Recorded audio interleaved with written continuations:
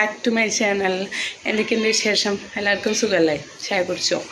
അപ്പം ഞാൻ ഒരുപാട് നാൾക്ക് ശേഷമാണ് കേട്ടോ ഒരു ലോങ് വീഡിയോ പോസ്റ്റ് ചെയ്യുന്നത്. ഞാൻ വ്ളോഗൊക്കെ എടുത്തിട്ട് ഒരുപാട് നാളായി.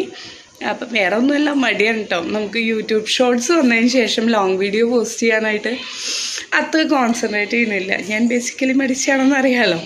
അപ്പം അതുകൊണ്ടായിരിക്കണം. അപ്പം ലോങ് വീഡിയോ വളരെ കുറഞ്ഞു പോയി. ഇനിയെങ്കിലും ഫോക്കസ് ചെയ്യാം കേട്ടോ ഞാൻ.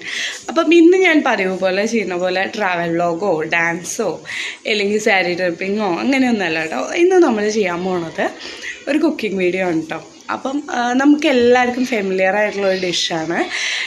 നമ്മൾ നാട്ടിൽ നന്നായിട്ട് കിട്ടുന്ന റൈസ് പത്തിരിയാണ് കേട്ടോ ഞാൻ ചെയ്യുന്നത്. എനിക്ക് നാട്ടിൽ നിന്ന് വന്നതിന് ശേഷം എന്താണെന്നറിയില്ല, പത്തിരി കഴിക്കാൻ ഭയങ്കര ആഗ്രഹം. നമ്മൾ ഇൻസ്റ്റഗ്രാം റീലൊക്കെ തുറന്ന് നോക്കുമ്പോൾ അതിലൊക്കെ പത്തിരിയേ ഉള്ളൂ.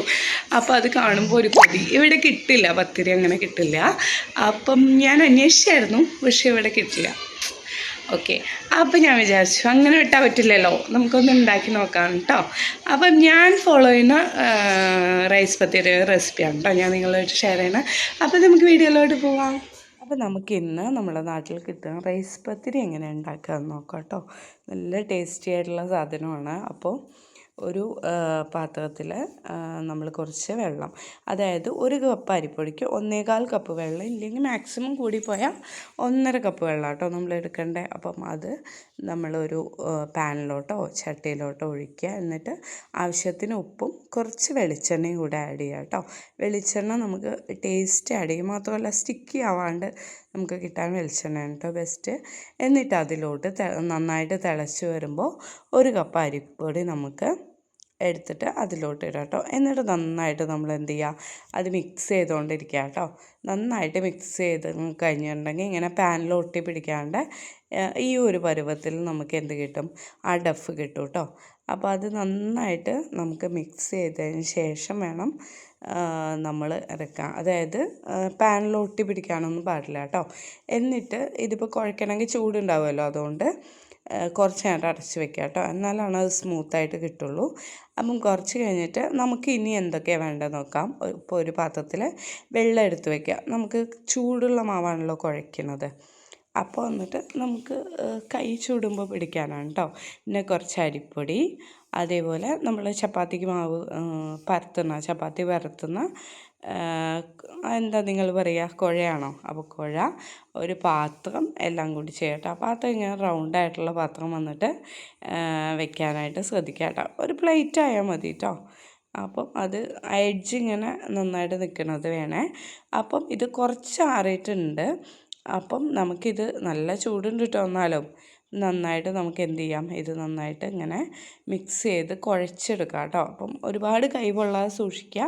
എന്നാൽ ഒരുപാട് വന്നിട്ട് തണുത്ത് കഴിഞ്ഞാൽ അത് കുഴയ്ക്കാൻ ഭയങ്കര ബുദ്ധിമുട്ടാണ്, അത് സെറ്റാവില്ല. ചൂടോടെ തന്നെ കുഴച്ചെടുക്കുക. പക്ഷെ ഒരുപാട് ചൂടിറക്കിയിട്ട് കൈ പൊളിക്കാൻ നിൽക്കരുത് കേട്ടോ. അപ്പം നന്നായിട്ട് അത് നല്ല രീതിക്ക് സ്മൂത്താവുന്ന വരെ നമുക്ക് എന്ത് ചെയ്യാം, കുഴയ്ക്കാം കേട്ടോ. ഈ ഡഫ് മിക്സ് ചെയ്തതിന് ശേഷം നമ്മൾ പാനിൽ ക്ലോസ് ചെയ്ത് വെക്കാനായിട്ട് ശ്രദ്ധിക്കുക കേട്ടോ. ഇല്ലെങ്കിൽ അത് ഡ്രൈ ആയി പോകും. ഡ്രൈ ആയി പോയിട്ടുണ്ടെങ്കിൽ നമുക്കിങ്ങനെ സ്മൂത്തായിട്ട് കുഴയ്ക്കാനായിട്ട് പറ്റില്ല കേട്ടോ. അത് ഭയങ്കര ബുദ്ധിമുട്ടായിരിക്കും. അപ്പോൾ നന്നായിട്ട് കുഴച്ചതിന് ശേഷം ഒരു 10 മിനിറ്റും കൂടി വെക്കുക. അപ്പോൾ ഇങ്ങനെയാവും. എന്നിട്ട് അതിൽ നിന്നൊരു ബോൾ നമുക്ക് റൗണ്ട് ചെയ്തെടുക്കുക.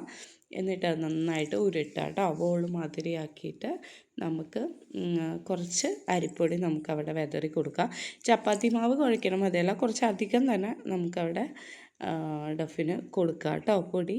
അതിന് ശേഷം നമ്മൾ എടുത്തു വെച്ച പ്ലേറ്റ് എടുത്ത് നന്നായിട്ട് എന്ത് ചെയ്യുക, പ്രസ് ചെയ്യുക കേട്ടോ. ഇതെന്തിനാണെന്ന് വെച്ചാൽ ആദ്യമായിട്ട് ഉണ്ടാക്കുന്നവർക്കൊക്കെ ബുദ്ധിമുട്ടാവില്ലേ, അപ്പം ഷേപ്പൊന്ന് കിട്ടാൻ വേണ്ടിയിട്ടാണ് കേട്ടോ അങ്ങനെ ചെയ്യുന്നത്.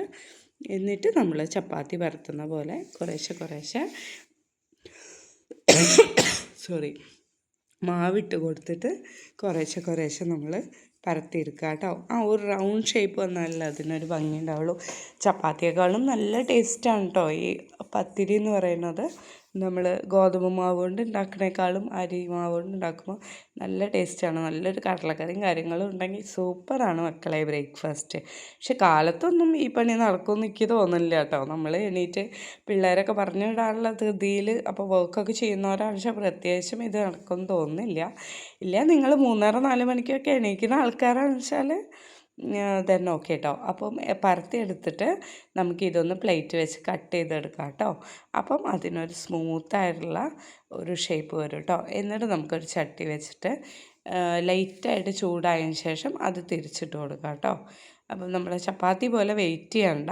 അപ്പം ഇങ്ങനെ തിരിച്ചിട്ട് കൊടുക്കുമ്പം അത് ശരിക്കും വന്നിട്ട് ഒന്ന് പൊള്ളച്ച് വരും കേട്ടോ. നമ്മൾ ഭൂരിയൊക്കെ വരണം മാതിരി ഒന്ന് പൊള്ളച്ച് വന്നിട്ട് കറക്റ്റായിട്ടുള്ള ഷേപ്പും ആകുമ്പോൾ നന്നായിട്ട് വരും കേട്ടോ. അപ്പോൾ കഴിച്ചു നോക്കിയിട്ട് എല്ലാവരും അഭിപ്രായം പറയാം കേട്ടോ. സിമ്പിളായിട്ട് ഉണ്ടാക്കാൻ പറ്റുന്ന ഒരു റെസിപ്പിയാണിത്. അപ്പം അടുത്ത വീഡിയോയിൽ കാണാം.